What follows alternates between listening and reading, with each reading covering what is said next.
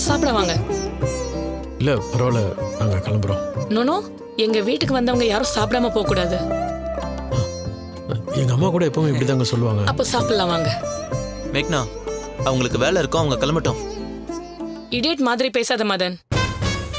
வீட்டுக்கு வந்த கெஸ்ட்டை சாப்பிட வைக்காம அனுப்புறதா? நீ வீட்லயே உட்காந்து அது மட்டும் தான் பண்ற. மேக்னா, இவன் கிடக்குறாம்மா, இவங்களை கூப்பிட்டு போ. தம்பி சாப்பிட போங்க. தம்பி வாங்க வாங்க வாங்க தம்பி, வாமா.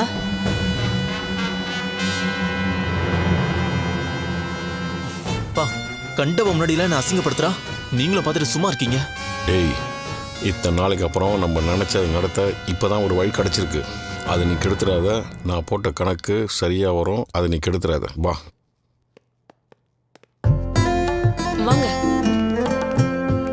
இல்லை பரவாயில்ல, விடுங்க. நீங்க உட்காருங்க. மாமா உட்காருங்க. இல்லம்மா, வந்த கெஸ்ட்டை முதல்ல கவனிக்க வேண்டாமா? பாப்பா அப்புறம் ஜூஸ். சாப்பிட்டுக்கிறோம்மா. எடுத்துக்கோங்க.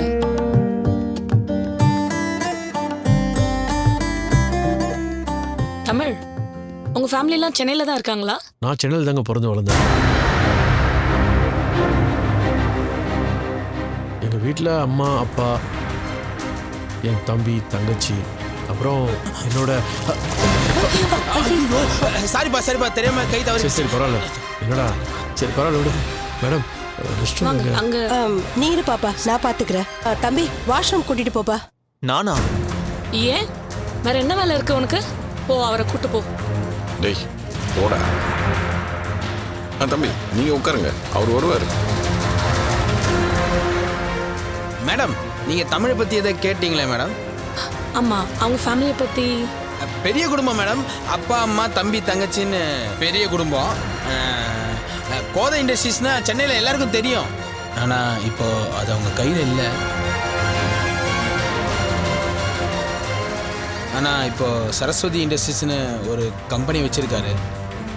அதில் தான் ஃபயர் ஆக்சிடெண்ட் ஆகி இப்போ நாங்கள் கஷ்டத்தில் இருக்கோம்.